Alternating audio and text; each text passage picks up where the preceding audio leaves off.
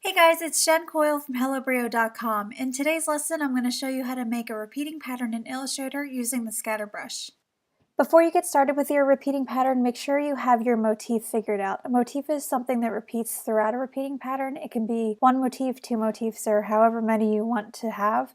But for this one, I'm just going to show you using this mayonnaise jar that I illustrated. I know it's really silly, but it'll help us get the job done.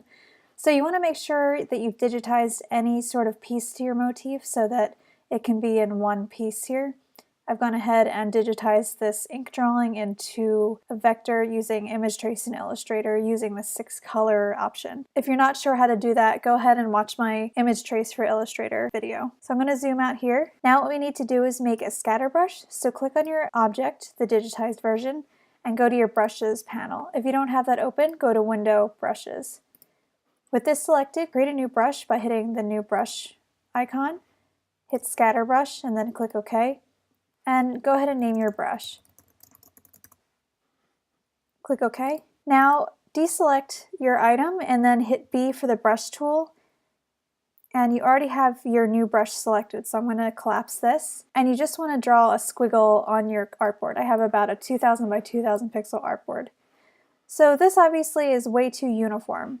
Open your brushes panel again, double click on the brush with your brush still selected. We're going to change some of these options. I want the size to be random, so we're going to change this to random, and I'll do it to about 50% to about 200%. Now I want the spacing to also be random.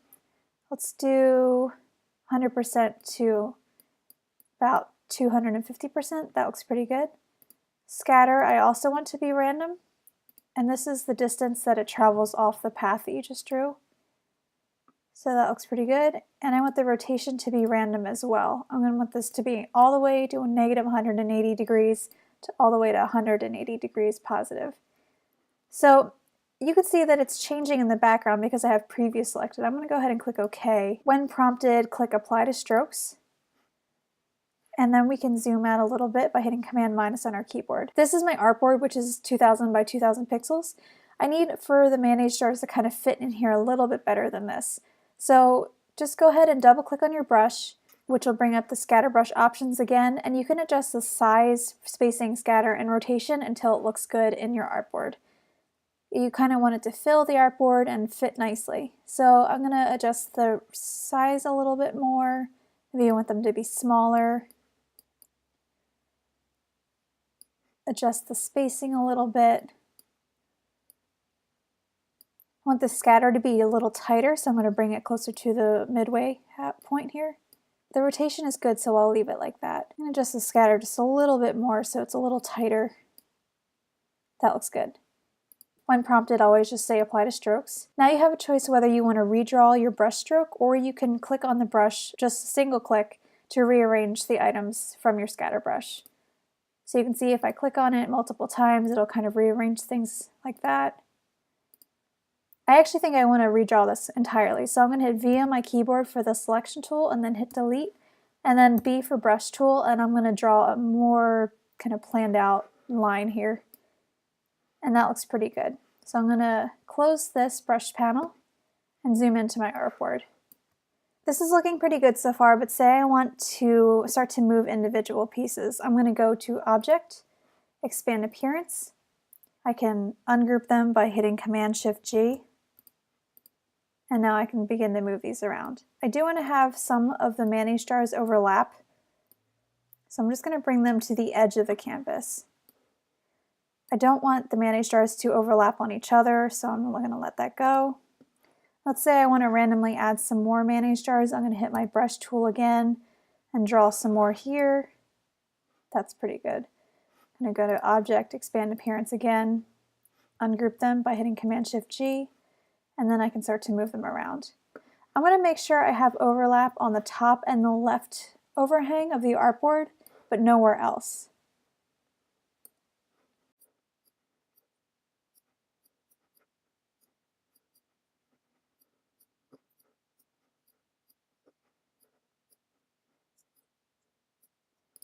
I've rearranged these a bit so they're spaced out a little better, and because I only wanted overlap on the top and the left, I'm going to delete anything that overlaps on the right and the bottom. Nothing overlaps on the bottom, so we're okay there. Now I'm going to click and drag a box to select everything that overhangs on the left. And you see only these 3 mayonnaise jars overhang. And then I'm going to hit Command-Shift-M on my keyboard, which will bring up the Move panel. Because I know my artboard is 2000 by 2000 pixels, I'm going to move this horizontally 2000 pixels, vertically 0 pixels.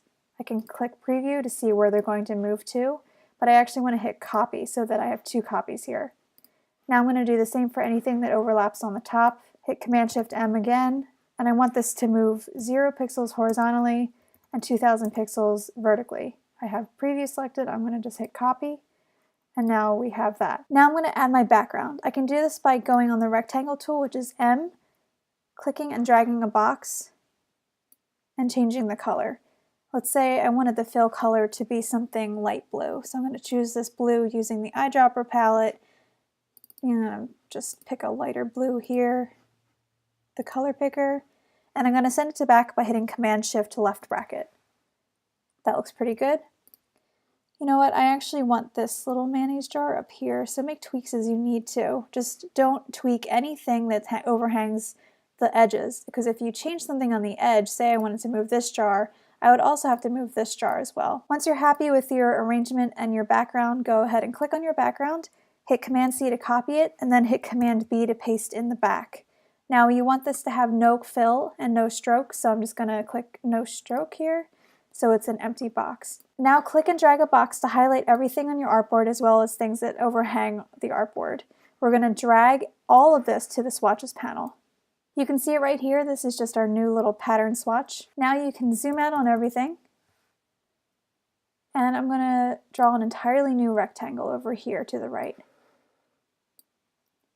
Right now it's blank, but if I scroll down in my swatches panel, and if you don't have the swatches panel open, go to Window, Swatches.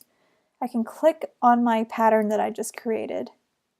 And you see, if we zoom in, we have our seamlessly repeating pattern using the scatter brush in Illustrator.